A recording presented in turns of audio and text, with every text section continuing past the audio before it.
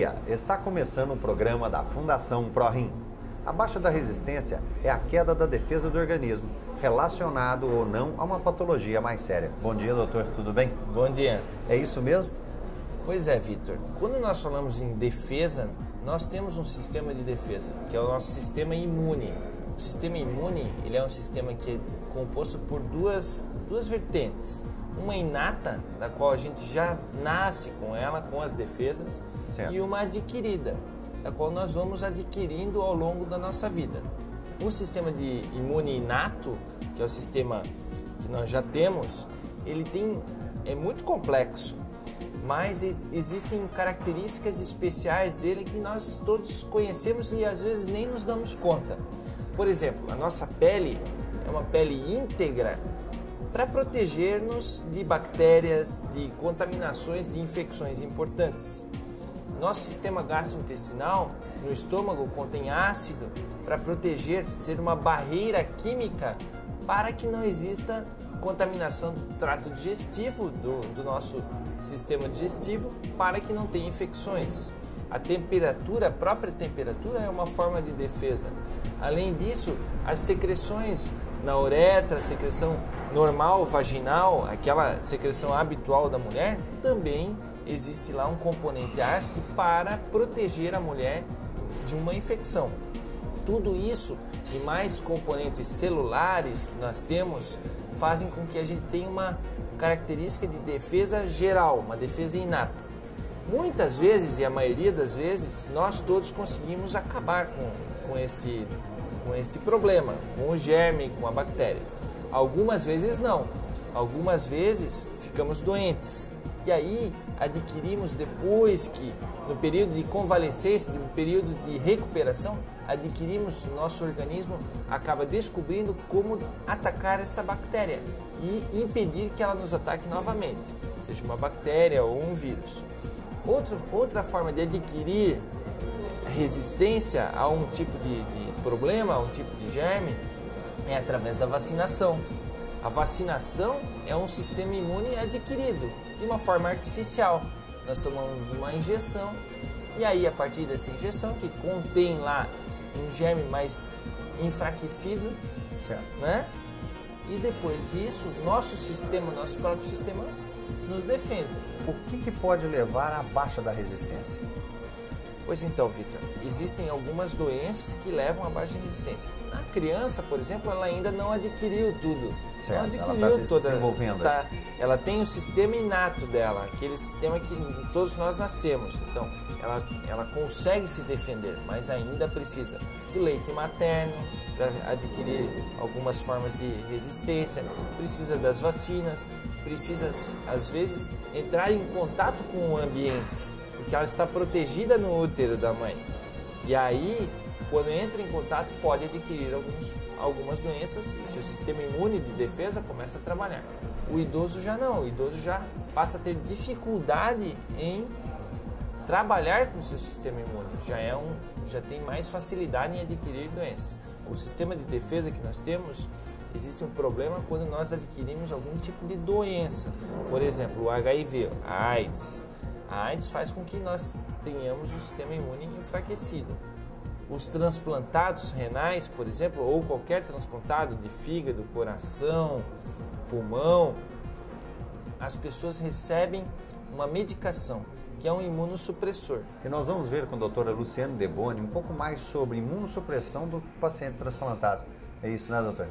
É isso mesmo, Vitor. Vai ser uma matéria muito interessante, porque isso agrega o nosso cuidado ao paciente renal com a ciência, o que nós fazemos todos os dias em prol dos nossos pacientes. Então, vamos lá para a ProRim.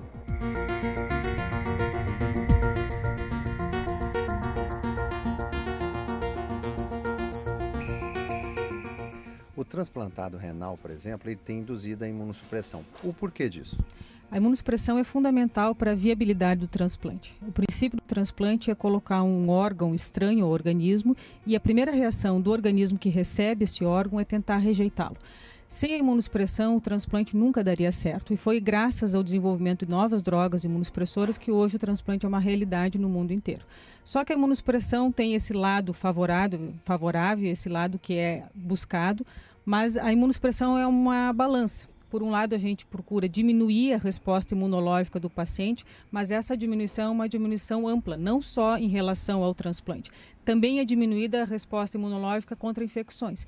E essa é a balança que deve ser, esse equilíbrio é que deve ser buscado na imunossupressão. Uma imunossupressão que permita que o órgão seja aceito, mas não tão pesada, não tão intensa que favoreça demais o desenvolvimento de infecções oportunistas que possam comprometer a vida do paciente. E no caso, essa imunossupressão, ela é estimulada o resto da vida? Sim, a imunossupressão ela é mais intensa logo no começo do transplante, nos primeiros meses do transplante, e as doses das medicações, ou mesmo o esquema de medicação, pode ser modificado e reduzido ao longo do tempo, mas não é possível que o paciente pare de usar a imunossupressão por mais tempo que ele tenha esse enxerto funcionando, 10, 15, 20, 30 anos. Nesse caso, ele não fica vulnerável a outros tipos de patologias? Sem dúvida, o transplantado ele é um imunossuprimido, é como se fosse uma AIDS induzida. A imunossupressão faz com que ele tenha muito poucas defesas às infecções que numa pessoa normal seriam banais, no transplantado sempre são infecções que preocupam muito. Por isso que a nossa orientação sempre em relação ao paciente, que qualquer sintoma, qualquer febre, qualquer alteração, ele busque o centro de transplante, que é um paciente diferente dos outros e talvez um médico não treinado no transplante não vá saber valorizar esses sintomas. Bom, só para esclarecer, o transplantado renal ele não tem AIDS. Sem dúvida. Né? Para as pessoas entenderem, é a mesma suscetibilidade que ele tem em relação à infecção.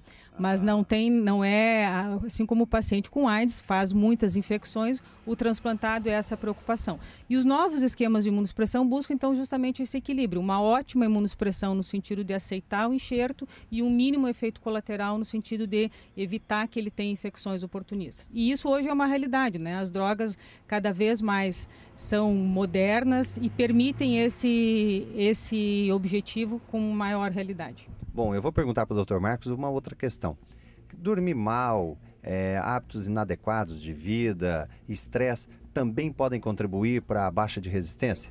Vitor, um bom sono, evitar excessos de bebida alcoólica, qualidade de vida, estar sempre preocupado com a sua saúde, exercícios físicos, isso é fundamental para que a pessoa esteja com o seu sistema imune íntegro, com as suas defesas íntegras.